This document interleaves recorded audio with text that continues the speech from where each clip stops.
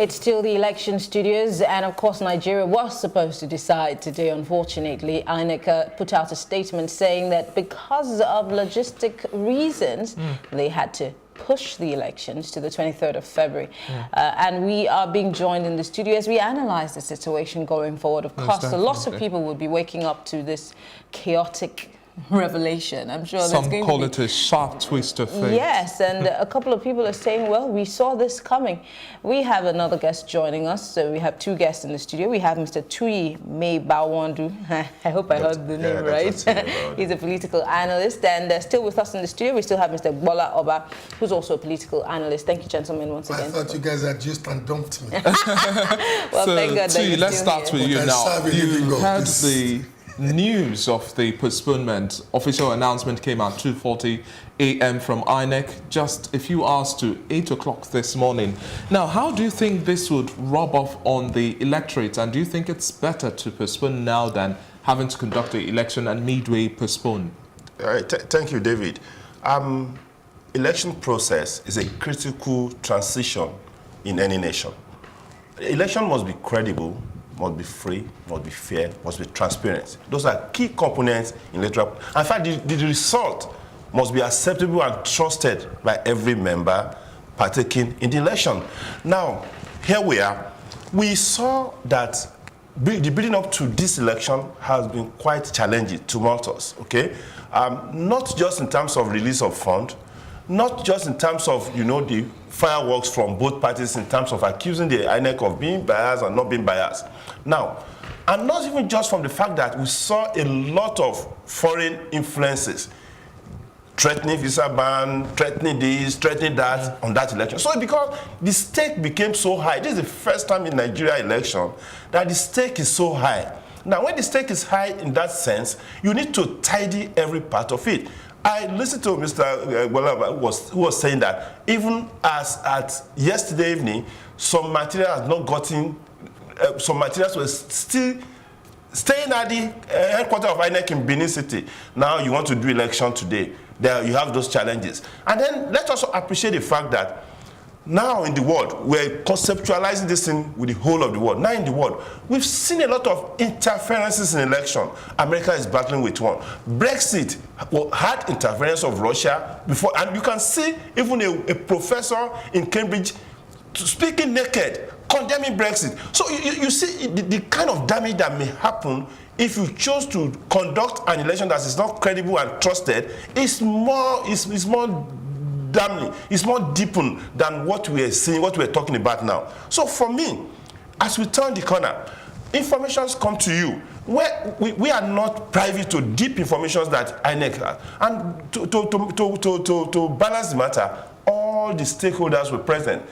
The observers were there, the parties were there, were represented there, and everybody looked at those things and assessed it and felt that, well, the best thing to do in this situation is not to go into an election that will not be credible, that the result will be a sort of serious riotous experience in the nation that will further divide the nation. And let's just face it, we've seen in some part of this nation whereby, one, there were issues concerning the burning of the fingerprints, PVCs and all those things. How do you want to, discuss those kind of things? There are other serious issues for me. I saw a judicial coup happening somewhere.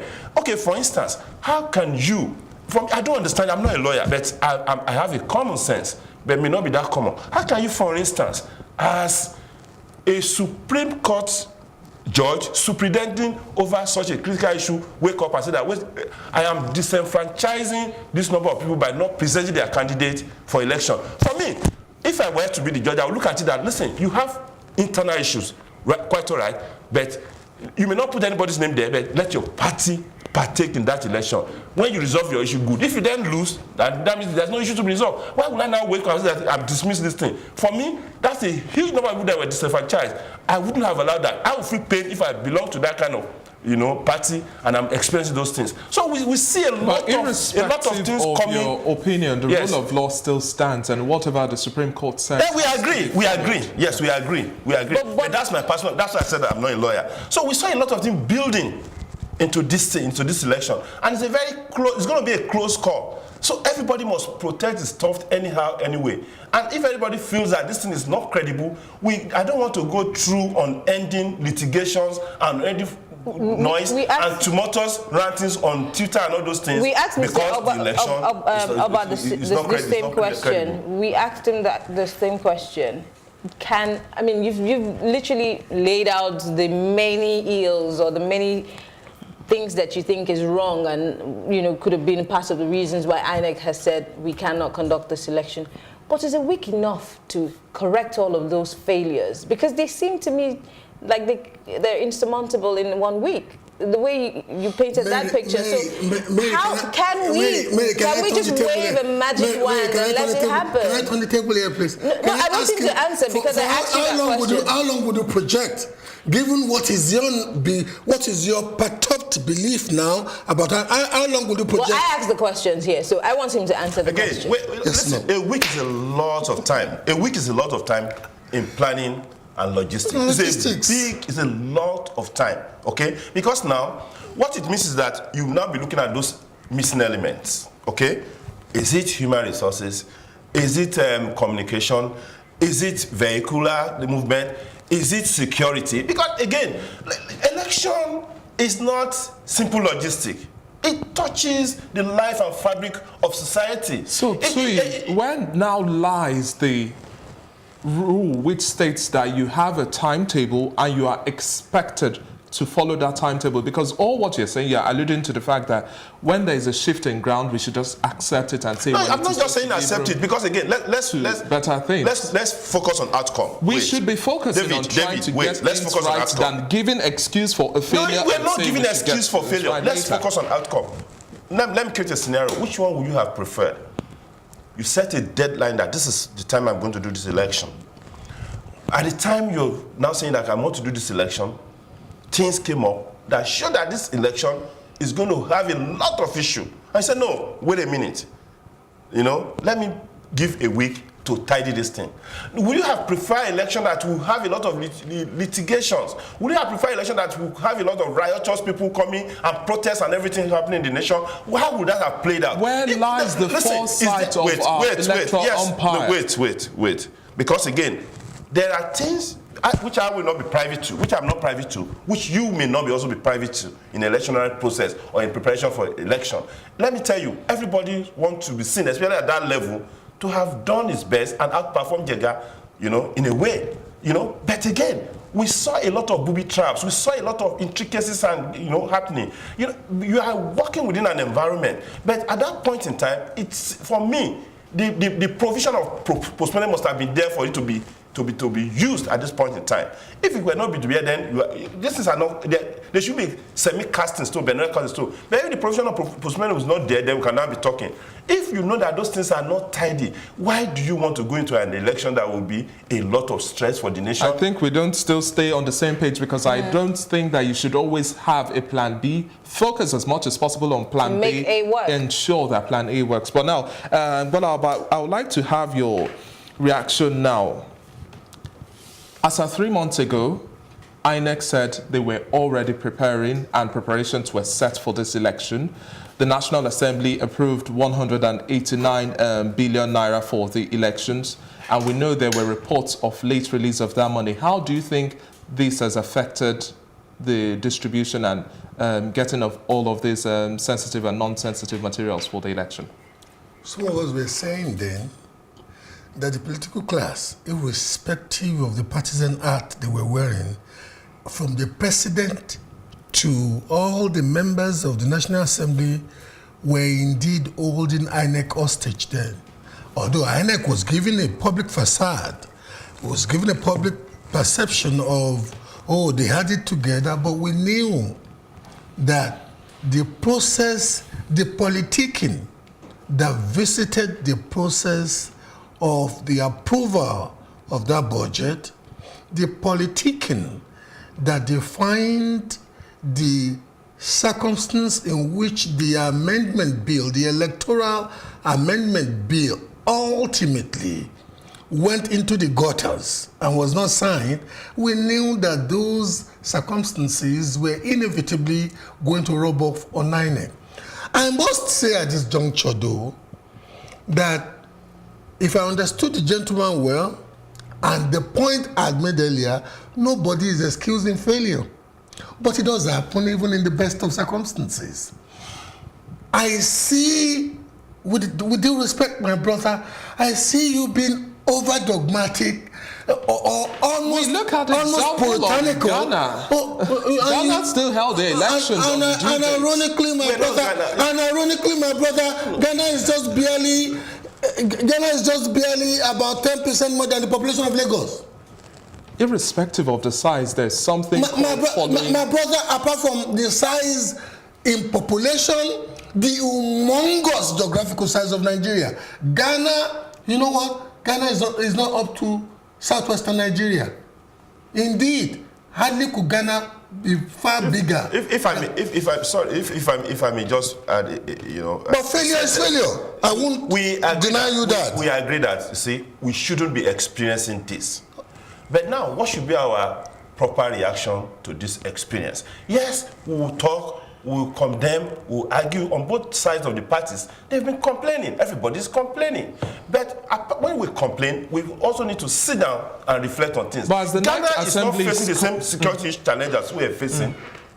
Okay? Let's be fair. Apart from that, the terrain of Ghana is not the same with us. Ghana did not have delay in release of funds to INEC. Let's get that straight. The elections management body. And then, you see, at that time, the level of interference in political system, this thing is serious. Maybe again, partisanship is very rapid here. I will create a scenario of this studio when we finally stop. I will create a scenario for you, and I will challenge you that if you are faced with that scenario, what will you do? So listen, it's bad, but for me, the outcome is key to me. The outcome must be trusted, must be free, credible, and fair. So I don't want to I don't want to go again into the challenge, the issues and outcomes and the consequences. Gentlemen, now as the night assembly is also going to be constituted and coming into play now, what do you expect when it comes to release of funding? Should this come totally away from our budget? How do we then fund INEC so that we don't have a repeat of the same thing? Because telling me from all of what you gentlemen have said, we should expect the same thing in 2023. So nobody has told that. David, you are stretching this. How do you think we should be preparing for funding now? Inevitably, in any liberal democracy, funding must go through a process that is called appropriation. And appropriation is a legislative mechanism, so you don't have any alternative. No shishi can be spent in this polity like any other respectable liberal democracy on the face of the earth. No shishi can be spent without it being appropriated. If anybody does it, that person must get the common pass of Parliament.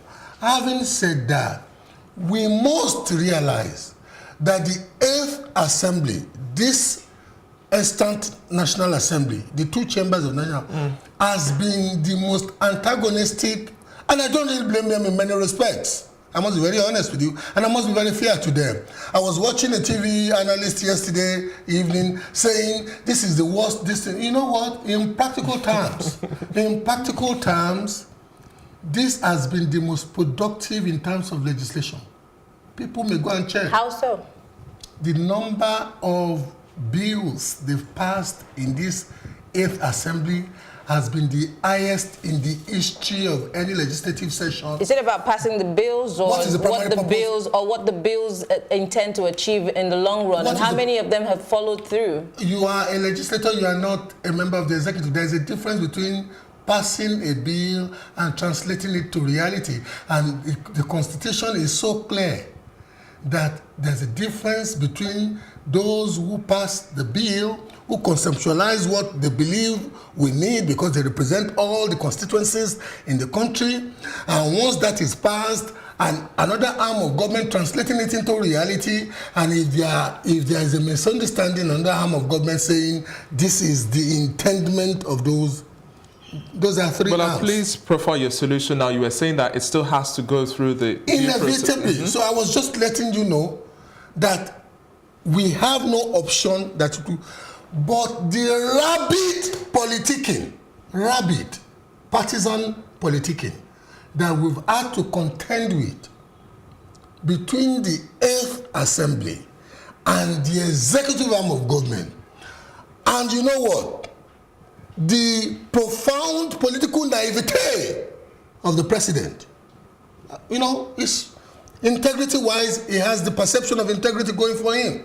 As a politician, he is a bad politician. Indeed, the first 2.5 years of his tenure, he was dropping the ball big time. So the House, the two chambers of the National Assembly, they went gaga on him. And ultimately, the quality of governance suffered. And look at where we are now. Even on the issue of INEC alone, the politicking that visited the passing of the fund appropriation, the politicking that visited even the law that should govern this election. The Electoral Act. I'm going to come to you, sir, just in a minute. You made mention of the Electoral Act as to why... Amendment bill. The amendment. It didn't eventually turn out to be an act. Do we have a role to play? Because just hold on. Just hold on. Mary,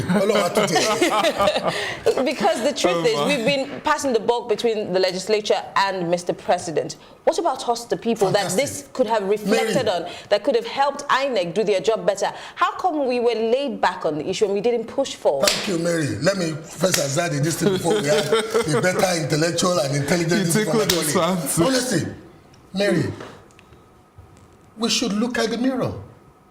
We get the quality of government we deserve. Honestly. Thank you for that. Because honestly, and I said something before my colleague came on.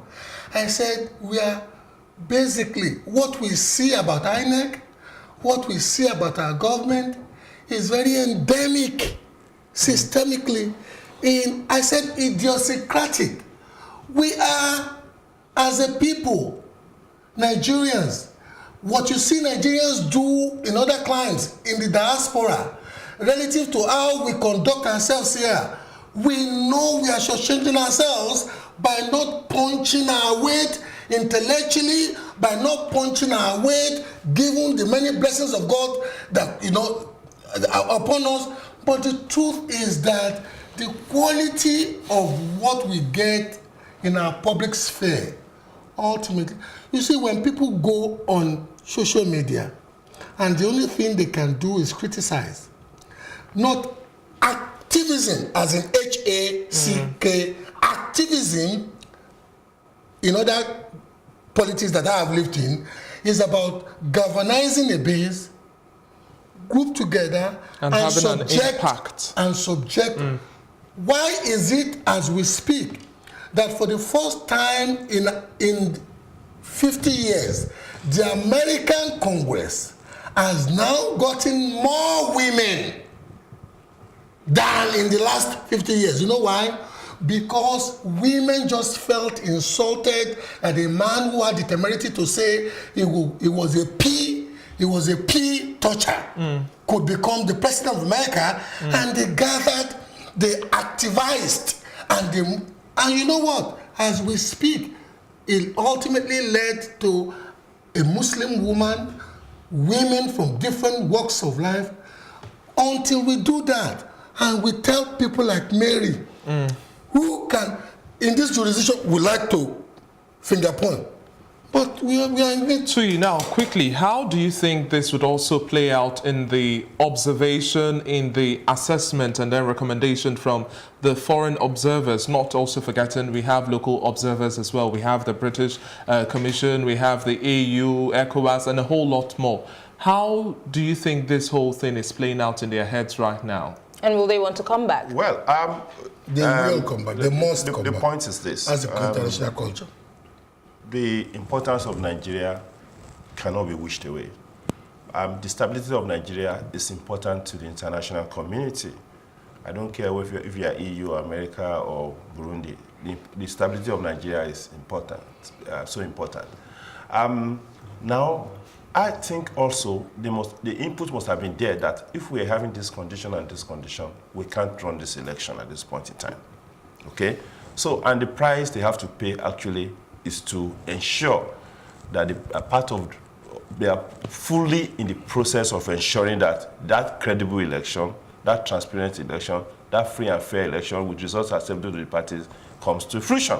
So now, having said that, we've seen that there are priorities. Even if we have to even quarrel in terms of between executive and legislative or between the arms of government, there are priorities that is key that we must also look at here and no further. Once I get to this point, I can't go further. And one of those priorities is the fact that we know, all of us know very well that election is important to us. And here we are. The appropriation will be submitted to you. You will sit on the appropriation for months. The House will not pass the appropriation so that the money can be disbursed for the purpose which is disbursed. The civil society now has become, a kind of NGO. You see now they just, rent the thug. Commercialization, privatization of NGOs. We're not seeing that quality. We're not seeing the quality of NGOs being active in things like, politics, in things like education of people. We're not seeing quite a lot of them. What could be responsible for that? Again, see, the point is this. Some of us partook fully during the campaign for democracy, CDHR, and all those. Fully, I formed Doctors for Human Rights in Nigeria with the late Bekon and some Kuti. And we knew what we did during that time. But at a point in time, it's a gradual corruption of thinking process. If you look around the nation now, even Lagos, for instance, you see that the quality of representation in Lagos is falling from whether in House of Rep, House, Senate, or Assembly. So we've seen the degrading of intellectualism and elevation of charlatans. And of course, you won't be surprised if somebody is singing now and he has to be mentioning thugs as the person he looks up to. Nobody's going to talk about Mary or David. They're not interested. So this crass, chase for money and unnecessary, because you can take the money and get away with it. You can use it. So this is feeding into every sphere of society. The caliber of decrease is the human mind. And when you see that, even the spirituality that's supposed to temper and redirect us, it's now turned into it's pastor entrepreneurs. I will take you up on that spirituality part. But we have some reactions on social media. We are asking people to join the conversation. For those of you who are just joining us, the conversation is live on our Facebook, Twitter, and Instagram. It's at Plus TV Africa and all of these platforms. We have one on Twitter. Emmanuel Atem here, Amy Earth says 24 hours until the election. INEC was still claiming readiness for the election. The sheer arrogance of ignorance to the people's plight is disgusting, and he puts a thumbs down. And Dr. Joe Abba also says that when our uncaring airlines postpone our flights and just tell us it's for operational reasons, they at least pretend to regret any inconveniences this may cause. INEC couldn't even be bothered to pretend that it regrets any inconveniences caused to us. Pretty much poor. So now you see these individuals also sharing their thoughts that, well, we can't have... Yeah, Ife here says, very poor. I left my house around 5 a.m. because I moved out of my former place where my PU is located, that's polling unit. Not until I entered the bus, I started hearing people saying that the election has been postponed. So you can imagine how upsetting this can be. And this one is a picture that has been trending all through the night. These are coppers who are sleeping out in the cold the elections. to work for elections, and this is despicable for some. Highly despicable, we must say. Who are supposed to work? They're supposed to be as adult staff. These are coppers who actually had their camp in probably a camp where they didn't even have basic toileting facilities. You know what, Mary? You know what, my brother David? The truth is, we need, like he said, we are dumbing down values our core values, we're dumbing down big time. And you know, we are allowing travesty to be conventional. Now, let's still get a little bit more of the sentiment and the pulse of the Nigerians who are commenting and not so happy about the postponement of the election. All right, Remy Sonaya here says, I'm sitting there in front of the TV waiting for the promised INEC announcement on the elections. They've taken the decision, but it will be announced to us later today. Really? It's 1:40 a.m. Election should hold in about 6 hours. What on earth is going on? That's a rhetorical question. And Laolu Akode also says Mr. President was already in Daura in Katsina State and the Vice President already in Lagos to vote this morning before the postponement just announced by INEC. This is truly disappointing. But the march to the next level continues. Nigeria will prevail. Bashir Ahmed here, another presidential spokesperson, Kai INEC, he says, a lot of people traveled to cast their vote today, some for many hours and some from abroad, but you did such a thing, just few hours to the polls, terrible. And hashtag Nigeria decides. Leo Baride da Silva says, INEC, you always have 4 years to prepare for corpus being used for elections. All the money gotten for elections, why can't you provide suitable accommodation for a night? Why do you treat graduates like this? It is a crime to serve human beings. Forget about graduates. Just imagine if those people literally sleeping on the floor. But you know what? To an average management personnel in Nigeria now, would you let your son or daughter experience such hardship? The reality, in service to the country? The reality is that if I don't want my daughter, I only have daughters.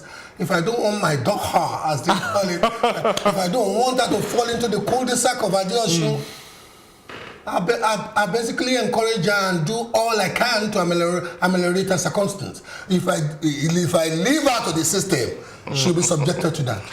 We need to take a short break, but quickly, just one sentence so we can go on that break. Again, sincerely, not like you said, not just coppers, but human beings. We drive on our street or we enter, and then we see people with defects. Literally crawling at the center of the road, begging like for money, pigs. And we're not touched. Sure. And we're not touched. We see people, carrying pure water. For the whole of the pure water is not more than 500 naira. For the whole day, and they're running ragged, and we're not touched. So again, there's something really tough. There is a disconnect about thinking about Nigeria that's painful. I can draw you to the point of want to cry. We'll come back and talk about this as we are a very religious people. We're very spiritual people. That's one of our we're very traditional and cultural. We'll come and talk about how this applies to how we react to governance and government. We'll take a short break. It's still Nigeria Decides. We are live in our election studios. Don't forget to follow us on Twitter, on Instagram, and on Facebook. Post your comments. We'd like to get your reactions to today's breaking story. We'll be right back. And most definitely, there's also pictures as well and videos of the polling units that you visited at Plus TV Africa on Facebook, Twitter, and Instagram as well. And do comment as well on YouTube.